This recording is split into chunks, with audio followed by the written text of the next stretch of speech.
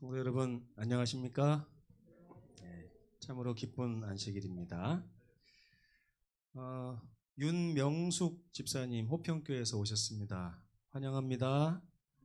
네, 또 성산교회에서 최강수 집사님 오셨습니다. 환영합니다.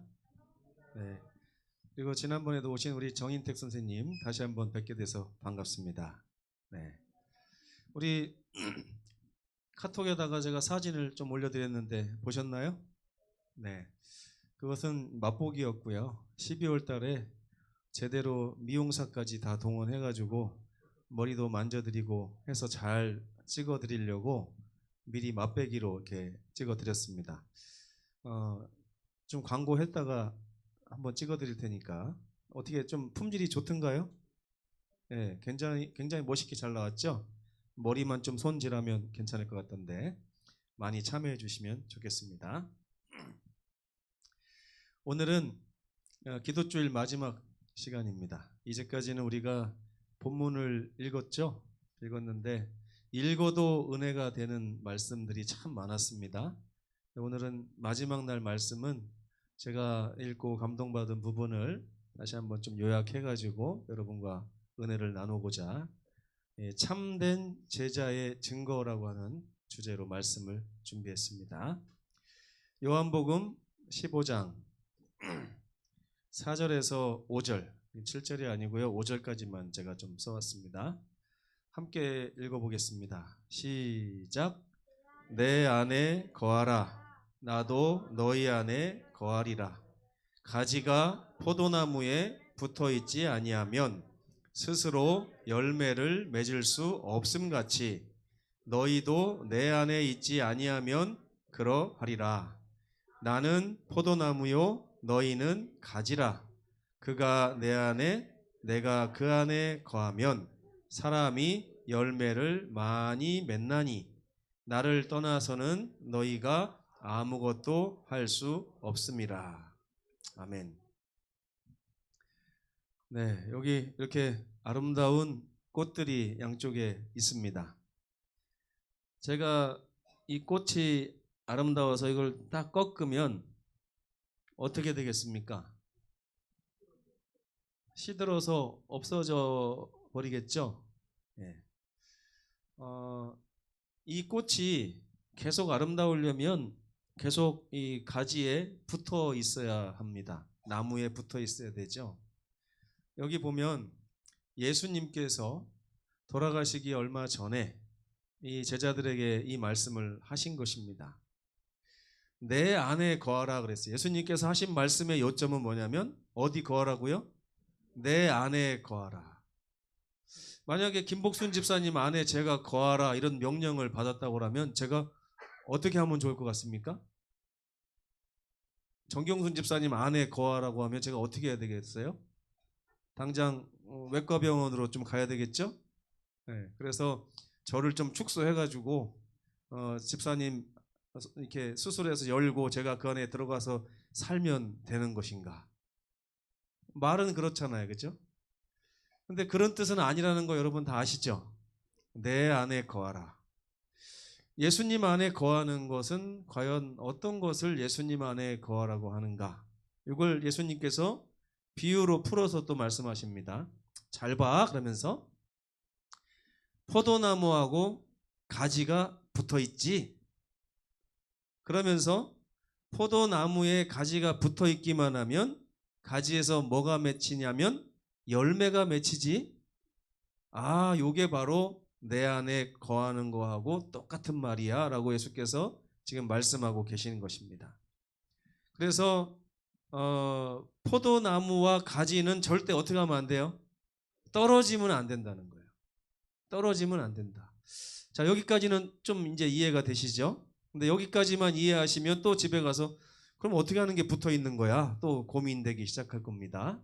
그래서 오늘은 그 다음 단계까지도 좀 배워야 될 것 같습니다. 중요한 말씀은 나를 떠나서는 너희가 아무것도 할 수 없느니라고 예수께서 분명히 말씀하신 겁니다. 어떤 분은 살다 보니까 이렇게 인생에 꽃이 핀 분들이 있어요. 야, 저분은 정말 빛이 난다, 인생에서. 품성에서도 빛이 난다. 근데 여러분, 아무리 아름다운 꽃도요, 제가 딱 꺾어서 놔두면 요 꽃하고 떨어진 꽃하고는 차이가 날까요? 어떻게 차이가 나요? 금방 말라 비틀어지는 것입니다. 이것은 생명이냐 아니냐 이 차이예요. 그래서 여러분, 우리가 예수님을 섬기다가도 어떤 분은 정말 존경스러운 장로님이다. 야, 정말 존경스러운 목사님이다. 이렇게 해서 우리가 존경할 때가 있습니다. 근데 가끔 보면요, 그렇게 훌륭하신 목사님이 신앙을 그만두고서 살아가는 모습을 보니까 완전 시들었어요. 그렇습니까, 여러분? 또 어떤 장로님이 그렇게 신앙을 아름답게 했는데 예수님으로부터 딱 떨어져 나가니까 어때요? 완전 시들었어요. 근데 여러분, 제가 말은 이렇게 했지만 어떤 분들은 가만히 보면 날마다 붙었다 떨어졌다 붙었다 떨어졌다 하는 분들도 있습니다. 그렇죠? 저는 안 그럴까요? 저는 아마 여러분들 앞에서 떨어져 있는 상태를 최대한 안 보이기 위해서 노력하는 사람 중에 한 사람입니다. 여러분들은 제가 항상 붙어 있는 모습만 봤기 때문에 저분은 항상 붙어만 있는가 보다 이렇게 생각하겠지만 저희 집사람한테 언제 시간 내서 한번 물어보세요. 저희 집사람이 뭐라고 할까요? 떨어졌다 붙었다 떨어졌다 붙었다 한다 이렇게 말할 것입니다. 근데 저희 집사람은 늘 제가 떨어져 있는 모습을 많이 보는 것 같아요. 그러다 보니까 제가 집사람한테 좀 미안할 때가 있습니다. 제가 목사로서 우리 집사람한테도 목회적인 부분을 많이 보여야 우리 집사람이 이렇게 흔들리지 않고 건강한 신앙생활을 할 수 있을 텐데, 똑같이 말씀을 들어도 우리 집사람 눈에는 뭐가 자꾸 생각나요? 떨어졌을 때 모습이 자꾸 생각나니까 맨날 뭐라고 말씀 끝나고 집에 가면 말은 잘하대 이래요. 말은 잘하대. 제가 이게 고민이에요. 우리 집사람이나 아이들에게도 늘 붙어 있는 모습을 보여야 되겠다. 붙어 있는 모습을 보여야겠다. 네, 여러분, 가끔 보면 저뿐만이 아니고 우리 장로님들, 집사님들도 떨어져 있을 때가 있습니다. 그럴 때 모습을 볼 때 여러분 비난하지 마시고요. 아이고, 우리 장로님도 떨어지시는구나. 내가 기도해 드려야 되겠다. 이렇게 하는 분은 그 장로님의 연약함에 피해를 볼까요? 안 볼까요? 안 봐요. 근데 이렇게 하지 않는 분들은 어떤 장로님의 연약함에 피해를 봅니다. 아이고, 나 저 장로 때문에 나 교회 안 나가. 나 저 목사 때문에 교회 안 나가. 이렇게 되면 누구만 손해예요? 교회 안 다니는 사람만 손해죠. 그죠? 여러분 판단을 잘 하셔야 돼요. 예수님께서 마태복음 7장에 보시면 비판하지 말라. 비판하는 그 비판으로 다시 너희가 비판을 받게 될 것이다. 무슨 말입니까? 연약한 누군가가 똑 떨어져서 해롱해롱 되고 있을 때 하나님 다시 접붙여서 살게 하옵소서. 이런 기도로 저를 위해서도 기도해 주시고 우리 장로님 집사님들을 위해서도 기도해 주신다면 결국에 누구도 살아남게 될까요? 나도 살아남게 되는 것입니다. 나중에 예수님한테 가서 예수님, 나 똑 떨어진 저 장로님 때문에 나도 떨어졌습니다. 그럼 예수님 뭐라고 할까요? 잘했다. 그럼 너는 살려줄게 이럴까요? 아니야. 내가 똑 떨어진 사람 볼 때 너도 똑 떨어지라고 했냐? 아니죠. 함께 기도해서 예수님 접붙여 주옵소서. 저 연약함을 다시 성령으로 강하게 하사 붙여 주옵소서. 이게 우리가 해야 될 일이에요. 그래서 사랑은 허다한 죄를 덮는다고 베드로가 그렇게 얘기를 한 것입니다. 이렇게 서론을 오래 얘기하면 여러분들이 싫어하십니다. 언제 끝날지 모르니까. 아무튼 예수께서는 나를 떠나서는 너희가 아무것도 할 수 없다. 제가 분명히 얘기 드렸잖아요. 아무리 훌륭한 목사님도 떨어지는 순간 시들어갑니다. 목회 그만둔 목사님들 가만히 살펴보세요. 다 시들었어요. 네? 그거 욕할 거 못 됩니다. 왜요? 우리도 떨어지면 그렇게 될 게 뻔하기 때문에 그런 것입니다. 예수님은 제자들과 마지막으로 함께한 자리에서 큰 소원을 털어놓으셨습니다. 저도 아마 이 교회를 떠날 때 마지막 안식일에 큰 소원을 얘기하고 갈 생각입니다.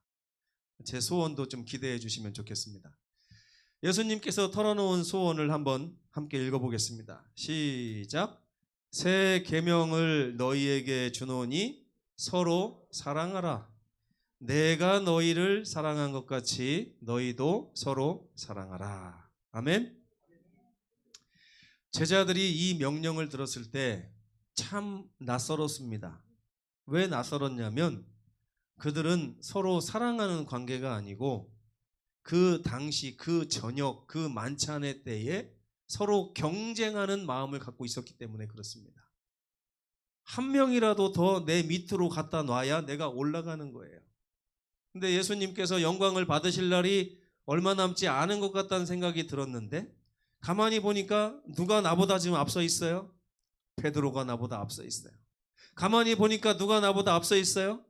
요한이 나보다 앞서 있고 맨날 예수님 수종드는 사람은 안드레요, 빌립입니다. 나머지 제자들 특별히 누가 조바심이 많이 났냐면 가룟 유다가 조바심이 많이 났어요. 가룟 유다는 그를 역전시키고 싶었습니다. 그래가지고 예수님을 은 30에 파는 거예요. 예수님이 영광을 드러낼 기회를 만들어 드려야 되겠다. 만약에 예수님이 영광을 드러내시고 왕이 되면 그게 다 누구의 공로가 되는 것입니까? 가룟 유다의 공로가 되는 거. 이러면 한 방에 역전을 해가지고 한 방에 역전을 해서 어제 새벽에 자다가 그냥 동네 지나가는 사람들이 얼마나 소리를 지르는지 제가 아하, 뭔 일이 났구나. 뭔 일이 났는가 봤더니 막 아침에 문자가 옵니다. 여기저기서 까똑까똑 하기도 하고. 한국이 9%의 가능성을 뚫고 16강에 올라갔다는 것입니다. 네. 아멘입니까? 네. 역전. 한 방에 역전된 거예요. 네 팀 중에서 올라갈 가능성이 없었는데 한 방에 역전되니까 사람들이 좋아가지고 밤에 그냥 새벽에 소리를 지르는 것입니다. 네. 여러분, 근데 가룟 유다가 그 한 방을 노리다가 한 방에 갔습니다. 네. 제자들에게 낯설었던 이 명령은 그들에게 어떤 도전을 주었냐면 너희가 지금 가지고 있는 생각 바꿔야 해. 지금까지 가지고 있었던 원칙 내려놔야 돼. 지금까지 꼴지어졌던 개념들 다 변화시켜야 돼. 라고 하는 것을 예수께서 말씀하신 것입니다. 그러면서 사랑이 곧 참된 제자의 증거다. 이렇게 예수께서 말씀을 하신 것입니다. 너희가 서로 사랑하면 모든 사람이 뭘 알게 될 거라고요? 아, 저 사람들 누구 제자구나? 예수님의 제자구나. 가끔 보면 우리 장로님들을 볼 때 아, 우리 장로님 예수님의 제자가 틀림없구나 하는 걸 느낄 때가 있습니다. 근데 가끔 어떨 때 우리 집사님들 보면 아, 우리 집사님 지금 마귀의 제자가 틀림없구나 이렇게 할 때도 있는 것입니다. 떨어지면 마귀의 제자요, 붙으면 예수님의 제자인 것입니다. 우리가 알다시피 사랑은 전적으로 누구 것입니까? 하나님의 것입니다. 내가 사랑을 하고 있다고 그러면 누구 덕분인 거예요, 이게? 내 속에서 나는 원래 사랑 잘하는 사람이 아니에요. 나로 하여금 사랑을 할 수 있게 하신 분의 은혜라고 생각을 하셔야 됩니다. 성경이 말하고 있는 게 그거예요. 우리가 사랑할 수 있다면 그것은 내 품성이 지금 나타나고 있는 게 아니고 나를 통해서 나를 사랑하시는 하나님의 품성이 지금 나가고 있는 것입니다. 예수님께서는 이것을 뭐라고 했냐면 열매라 그랬어요. 열매. 이 꽃, 제가 지금 열매가 없어서 꽃으로 자꾸 예를 드는데요. 이 꽃도 사실은 열매나 마찬가지죠. 그렇죠? 이 열매를 볼 때 사람들이 누구를 찬양하게 됩니까? 하나님을 찬양하게 되는 거예요. 아, 우리 하나님에게로부터 이 가지를 통해서 이렇게 아름다운 꽃과 이렇게 아름다운 열매가 맺혔구나. 하나님 위대하십니다. 하나님 찬양합니다. 이렇게 되는 것입니다. 이 열매는 그래서 하나님께 영광이 되는 것입니다. 여러분, 자녀를 다 키우셨잖아요. 자녀를 통해서 우리가 영광을 받을 때가 있습니까? 있습니다. 자녀를 통해서 망신을 당할 때도 있습니까? 있습니다. 자녀의 삶이 곧 누구의 삶을 나타내기 때문에 그래요? 내 부모의 삶을 그대로 나타내기 때문에 그렇습니다. 여러분, 그래서 제가 한 가지 그 시금석을 좀 알려드릴게요. 내가 좋은 사람인가 저 사람이 좋은 사람인가를 이렇게 판단할 때가 있죠. 네. 나하고 저 사람을 비교하면 안 됩니다. 누굴 비교해야 돼요? 내 자식하고 저 자식을 비교해야 돼요. 죄송합니다. 내 자식하고 저분의 자식을 비교해야 돼요. 그래서 내 자식이 잘 됐으면 내가 나은 겁니다. 저분의 자식이 잘 됐으면 저분의 자식이 더 잘 된 거예요. 저분이 더 좋은 거예요. 그냥 제가 예를 든 것입니다. 이 자식은 부모의 삶의 열매이기 때문에 그렇습니다. 그래서 하나님께 영광이 되는 거예요. 우리가 잘하면 잘할수록, 우리가 사랑이 많으면 많을수록 사랑이신 하나님께서 영광을 받으시고 사랑이신 하나님께서 더 기뻐하시고 높임을 받으시는 것입니다. 그래서 이 열매야말로 제자됨의 참 증거가 아닐 수 없습니다. 요한복음 15장 8절에 보면 너희가 열매를 많이 맺으면 내 아버지께서 어떻게 된다고요? 영광을 받으실 것이요. 내 아버지를 영광스럽게 할 수 있다면 너희는 이미 나의 제자가 틀림없다라는 라고 예수께서 말씀하십니다. 근데 예수님께서 뭘 원하신다는 걸 우리가 알았어요. 지금 열매를 어떻게 하라고요? 많이 맺으라는 거를 예수님의 바람이라는 걸 아셨죠? 근데 여러분, 예수님께서 명령하실 때 너희는 열매를 많이 맺어라 이렇게 명령하지 않으셨다는 걸 여러분 기억하셔야 됩니다. 열매를 많이 맺으라고 하셨어요? 그럼 뭐라고 하셨습니까? 내 안에 거하라 이렇게만 말씀하셨어요. 열매를 많이 맺는 것이 목적이긴 한데 열매를 많이 맺기 위해서 너희가 열매를 많이 맺기 위해서 노력하라 이게 아니고 예수님은 어떻게 하면 된다고요? 내 안에 거하기만 하면 어떻게 된다고요? 사람이 열매를 많이 맺나니. 여러분, 선을 행하려고 막 노력하는 사람이 돼야 됩니까? 아니면 예수님한테 붙어 있으려고 노력하는 사람이 돼야 됩니까? 그죠? 좋은 교인이 되기 위해서 막 노력해야 됩니까? 아니면 예수님한테 떨어지지 않기 위해서 늘 주의를 기울여야 됩니까? 예. 해봤어요, 제가. 해봤거든요. 예수님의 말씀이 맞는가, 제 생각이 맞는가 한번 저는 테스트를 해봤습니다. 왜냐하면 예전에 제가 예수님 안에 거하는 게 뭔지를 잘 이해가 안 됐어요. 안 돼가지고 이건 모르겠다. 그냥 붙어 있으려고 노력을 해봐야겠다. 그래가지고 아침에 알람을 맞춰놓고 5시에 일어나서 성경을 꼭 30분을 보고 그 다음에 오늘 선을 몇 가지를 행할까 수첩에 써가지고 오늘은 누구에게 어떤 일을 하고 또 일부러 형제와 이웃을 위해서 돈을 좀 챙겨놓고 구제할 돈을 좀 미리미리 챙겨놓고 그래가지고 날마다 열매를 맺기 위해서 막 노력을 했습니다. 근데 나중에는 열이 받더라고요. 왜 열이 받냐면, 왜 화가 나냐면 못 일어날 때 화가 나고요. 그리고 돈을 모아놨는데 나한테 급한 일이 생겨가지고 이 돈을 써야 될까 말아야 될까 막 고민할 때 또 막 화가 나고, 그리고 사람들이 나의 선행을 알아주지 않는 게 또 화가 납니다. 나는 자기한테 이렇게 했는데 자기는 나한테 갚는 게 이거밖에 안 되나 하면서 또 화가 나요. 그러다 보니까 친구 관계를 자꾸 끊게 되더라고요. 나 저 사람 상종하지 말아야겠다. 사실은 관계를 끊으려면 누구를 제일 먼저 끊어야 되냐면 저 자신을 끊어야 돼. 넌 몹쓸 사람이구나. 못 일어나네. 안 되네. 그래서 예수께서 마태복음 8장에 보면 누구든지 나를 따르려면 자기를 끊어라. 자기와의 관계를 끊어내라. 이렇게 말씀하셨는데 제가 그 말씀이 잘 귀에 들어오지를 않았습니다. 그래서 이 방법은 잘못된 거구나. 이제부터는 예수님이 하라는 대로 한번 해봐야지. 그래서 그날부터 다시 어떻게 하면 오늘도 예수님과 붙어 있을 수 있을까? 어떻게 하면 예수님과 다른 길을 걷지 않을 수 있을까? 예수님이 어떻게 하면 내 마음에 거하게 할 수 있을까? 이렇게 생각하면서 하나님께 기도하기 시작했습니다. 하나님, 저는 예수님과 떨어지지 않는 거 어떻게 하는지 잘 모릅니다. 그런데 원합니다. 제 소원이 이거기 때문에, 제 소원은 선을 행하고 잘 믿는 게 소원이 아니고요. 예수님과 친하게 지내고 예수님과 떨어지지 않고 예수님과 함께 있는 게 소원인데 제 소원을 주님께 구할 테니 저를 좀 도와주십시오. 얼마 후에 제 삶에 평안이 찾아왔습니다. 주님께서 제 소원을 들어주셨어요.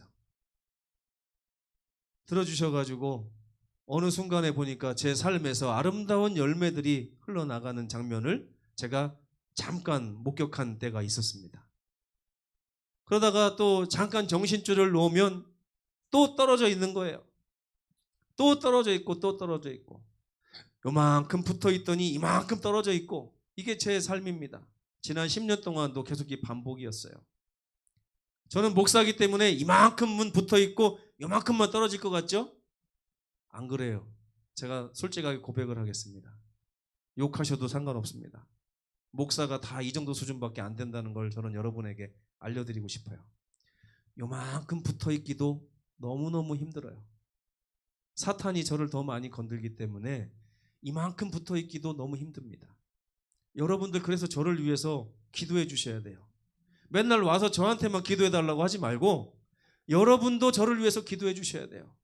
제가 더 많이 붙어 있으면 붙어 있을수록 여러분에게 더 좋은 게 갑니다. 이건 분명한 사실입니다. 장로님들도 마찬가지예요. 장로님들도 이만큼 붙어 있는 게 아닙니다. 이만큼 붙어 있어요. 제가 10년 동안 우리 장로님들을 보면서 언제가 제일 감사했냐면 이만큼 떨어져 있을 때가 아니라 요만큼이라도 붙어 있는 그 장면을 볼 때 감사했습니다. 하나님의 은혜라고 생각했어요. 여러분 장로님들을 위해서도 많이 기도해 주셔야 장로님들이 붙어 있는 시간이 늘어납니다. 그 장로님들이 붙어 있는 시간이 늘어나면 늘어날수록 그 혜택을 누가 봅니까? 여러분들이 보는 거예요.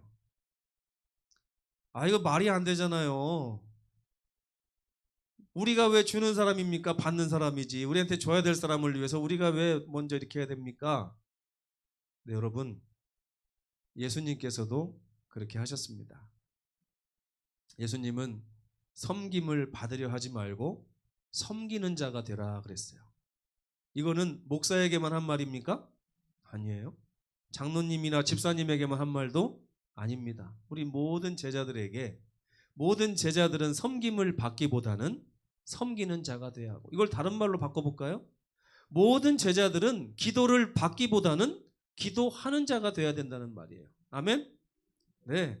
그래서 여러분 남에게 좋은 기도를 받고 싶으신 분은 남을 위해서 먼저 기도하시기 바랍니다. 네. 기도하면, 내가 나를 위해서 기도하면요 나밖에 기도 안 하죠. 그러니까 나를 위한 기도는 많이 하지 마세요. 내 형제와 장로님들과 집사님들과 우리 목회자들을 위해서 기도하시면 그 기도가 돌고 돌아서 30배, 60배, 100배가 돼서 나에게 돌아옵니다. 아멘? 그러니까 여러분 기도하실 때 하나님 오늘 이렇게 힘들어 죽겠는데 나 좀 살려주십시오 이렇게 하지 말고요. 그 기도를 30배, 60배, 100배로 뻥튀기 하는 방법을 사용하십시오. 먼저 저를 위해서 기도하세요. 우리 담임 목사가 많이 붙어있게 해주십시오. 또 장로님들을 위해서 기도하십시오. 우리 장로님들이 많이 붙어있게 해주십시오. 우리 집사님들이 많이 붙어있게 해주십시오. 여기까지만 하고 딱 기다리면 그분들의 살아있는 기도가 여러분에게 다 돌아옵니다. 여러분의 삶이 마귀가 틈타지 않는 아주 안전하고 튼튼한 성과 같은 그런 삶으로 하나님이 여러분을 이끄실 것입니다. 오늘 자꾸 옆길로 셉니다 제가. 그래서 예수님께서 나는 포도나무요 너희는 가지라. 그가 내 안에 내가 그 안에 거하면 사람이 열매를 많이 맺는데, 이걸 다른 말로 하면 가지가 왜 열매를 많이 맺냐면 나무로부터 계속해서 수액을 공급받기 때문에 그렇습니다. 수액을 공급받지 못하는 나무는 스스로 수액을 만들어낼 수 없어요. 가지가. 그래서 마르는 것입니다. 그렇기 때문에 우리가 사랑이라고 하는 열매를 세상에 내놓으려면 하나님으로부터 오는 사랑을 많이 공급을 받아야 돼요. 이 공급받는 거를 붙어있다, 내 안에 거한다라고 표현을 하고 있는 것입니다. 그럼 그 방법이 뭐냐? 요한복음 6장 56절 함께 읽겠습니다. 시작.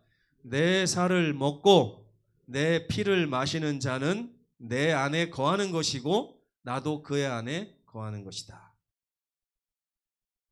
이해가 됩니까? 아시겠어요?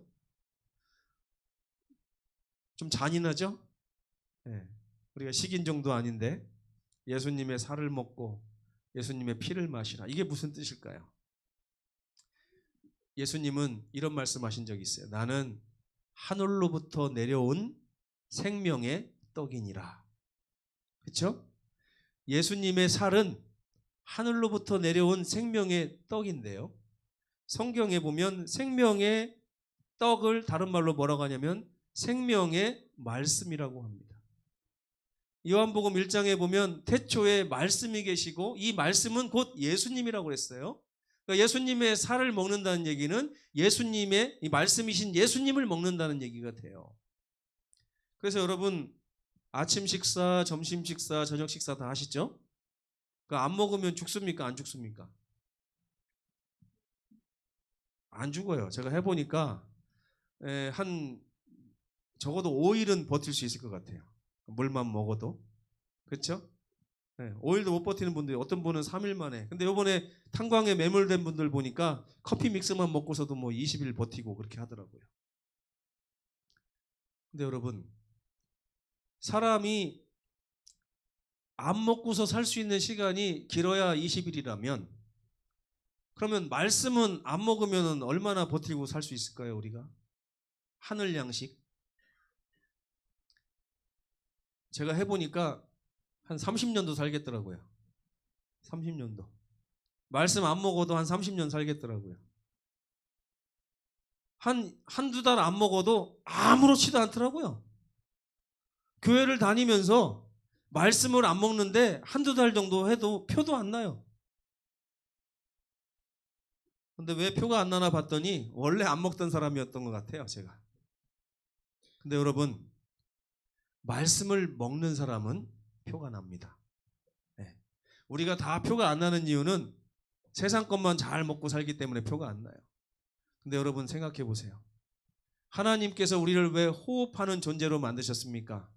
숨을 한번 안 쉬고 코를 막아보세요. 몇 초 지나지 않아서 갑갑해지고 막 죽을 것 같고 그렇잖아요.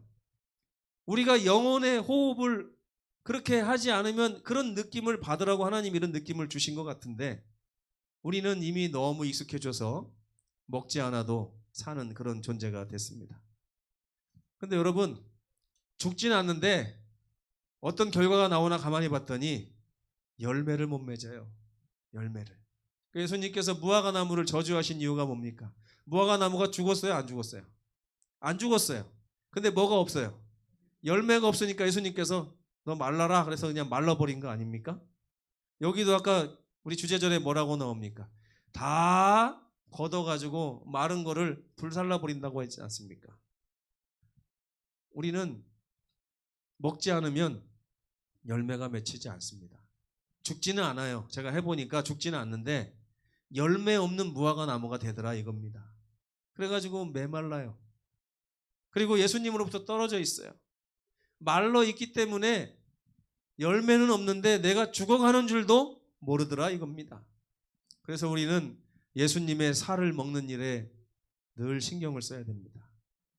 오늘도 요한복음 3장 16절 먹고 시작해야지 이렇게 하는 거예요. 오늘도 창세기 1장 3절 4절 먹고 시작해야지.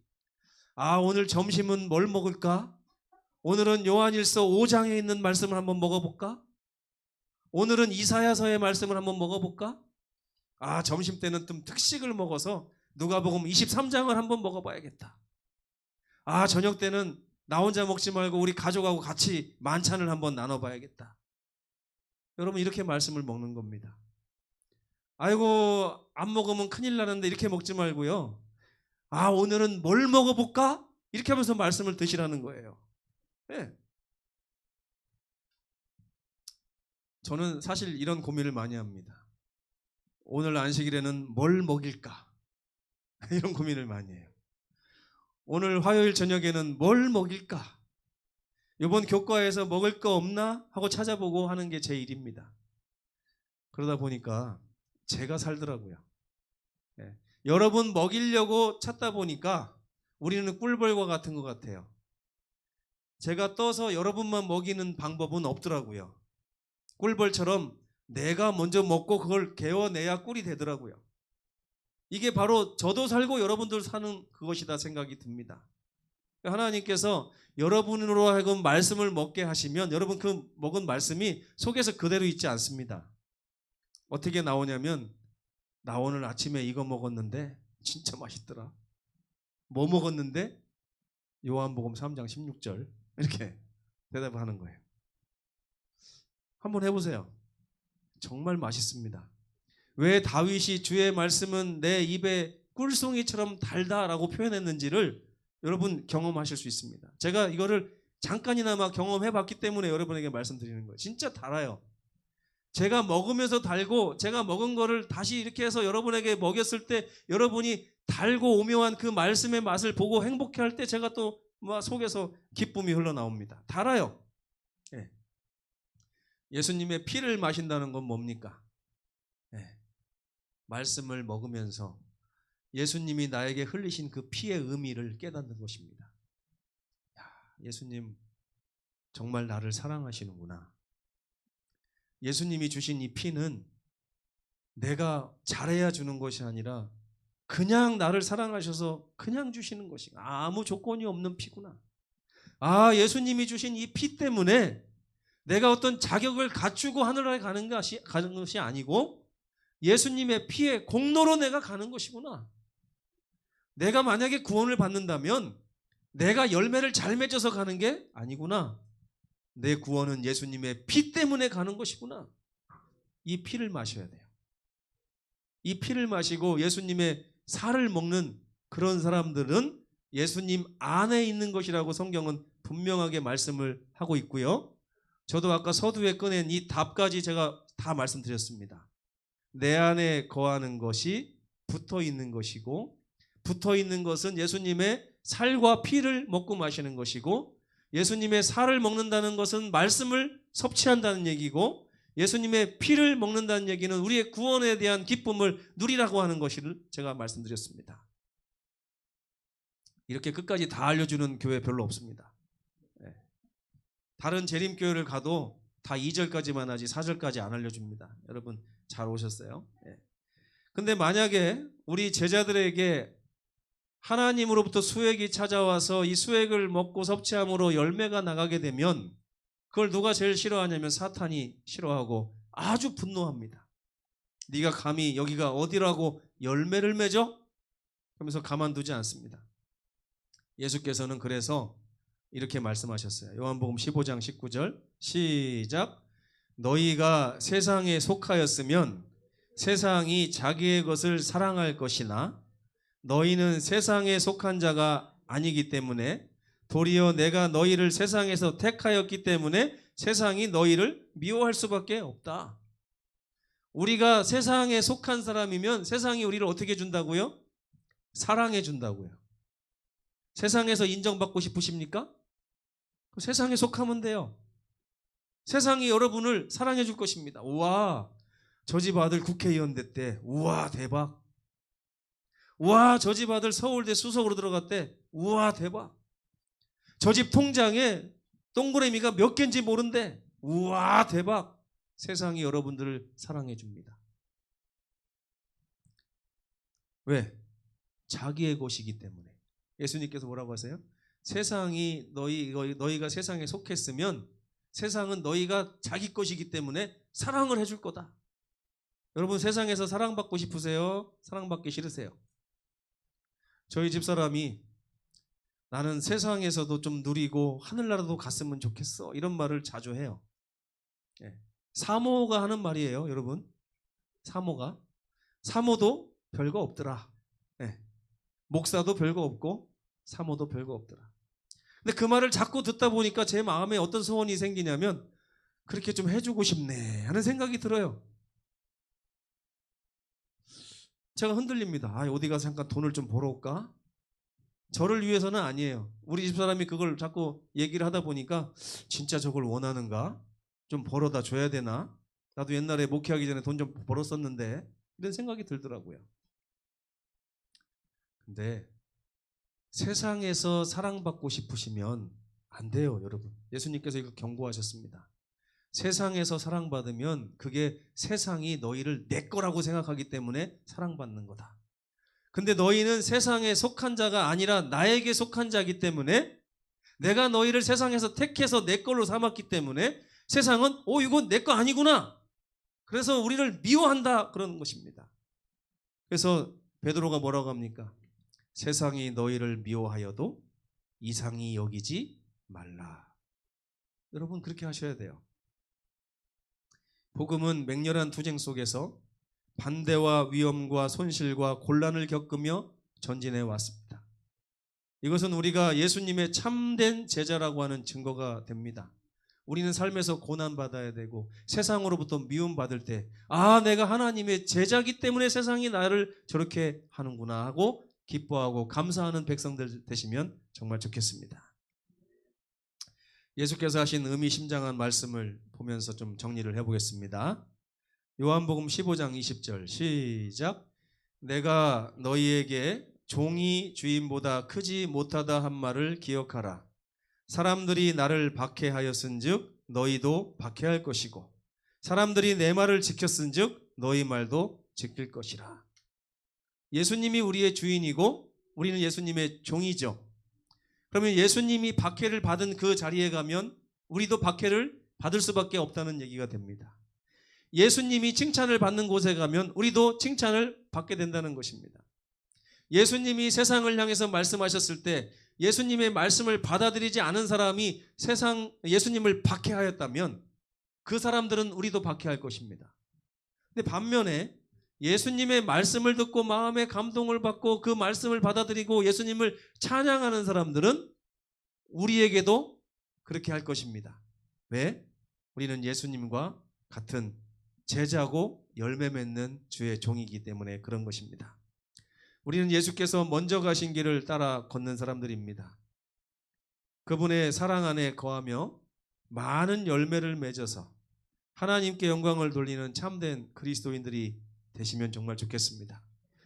내 안에 거하라고 했어요? 많은 열매를 맺으라고 했어요? 내 안에 거하십시오.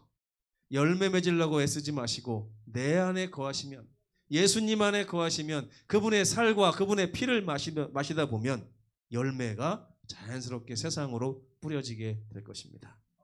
참된 제자의 증거인 이 열매를 맺으시는 우리 모두가 되기를 바라면서 오늘 말씀을 마치겠습니다.